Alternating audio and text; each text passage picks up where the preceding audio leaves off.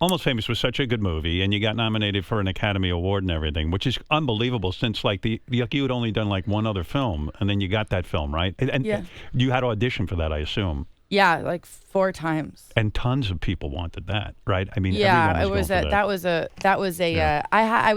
I was shooting in Ireland, another film at the time, and I kept flying back and forth to audition, and I finally, I remember, I'll never forget that phone call. But when I got the part, because I was supposed to play a different role. I was supposed to play the sister. Not Penny Lane. And Cameron didn't want me to audition.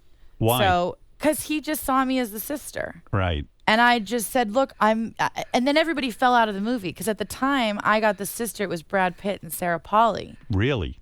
I was turning down other parts and things, and Cameron, and I said, just please, I'm going to be in the movie, but just please let me audition for Why? Penny Because you sensed that it would be a big commercial success? No, I just love Cameron Crowe. I loved his movies. To me, like Singles and Say Anything and Jerry Maguire, I mean, to be in his next film was like, please, may I? Were you nervous when you got on set for that movie? I think you're always a little bit nervous. Are you even still? And then you're, you get anxiety. It's like coming in here. You get a little bit like, and then you start to like, get a little more comfortable. Yeah. But you don't want to get too comfortable. Right. Look at the list of people who were up for that role. Okay. This is, I don't know if you ever heard this, and maybe it's not even true because you just read this stuff, okay? Kate Campbell, Jenna Elfman, Bridget Moynihan, Maggie Gyllenhaal, Rose McGowan, Rebecca Romaine auditioned for the role of Penny Lane, and you beat them all. Is there some sort of like competitive, pride in all of that? I think when you grow up, like with parents like I did, competitiveness in this world is like a no-no. Yeah. Like you get it right away, And Kurt was really great with that stuff when we were growing up because. Why, you just get caught up in it? Well, I just think he's so honest. He's so brutally honest. Right. You love him. I love him. Right. So much. He's just a great guy. Yeah. And he's an original. He's very different. He doesn't buy into things. Did he advise you in your acting career? No.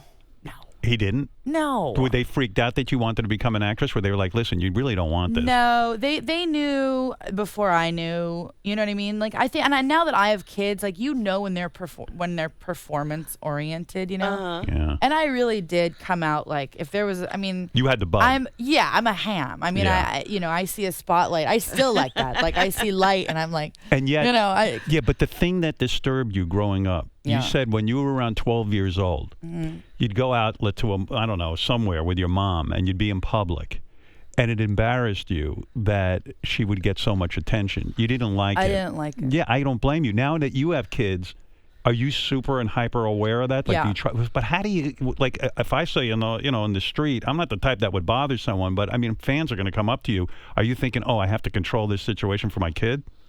My parents always had the best thing when we were with them, and they were just like, really kind, just would say not when I'm with my kids. Yeah. And I think that kind of made us feel like, I think it can get overwhelming when you're little. When you started acting, did you feel competitive with your mother? I felt the opposite. The truth is, like, I do have a family that is an encouraging family. So for us, we grew up with parents that would only ever want all of us kids to be better at anything than them. You don't think it was hard for your mother and maybe even Kurt when you got nominated for an Academy Award? No, I think they were relieved. Very. You know what? That's interesting. Yeah.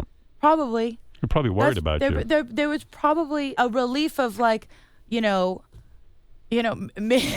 the relief was like, she's pretty good. Right. Or just validation. We're not propping her up. She did all right. She's Yeah. good. When you got tapped for Almost Famous and you got the role, who do you call first to tell them that you got the role? I called everyone. I think I just called the house. I just called and they were both there. When you did it, do you go to the premieres? Do you watch yourself on screen? I hate watching myself. Really? Yeah, I have a really hard time with it. So if there's a movie, I get like sweaty, and I get. You won't watch it just to learn. Sometimes, I guess like there's certain like I watched Almost Famous with Ryder just recently, right? Which was really fun. Was he? In other words, he had never seen you in that movie. Well, he's 12. It's a rated R movie, right?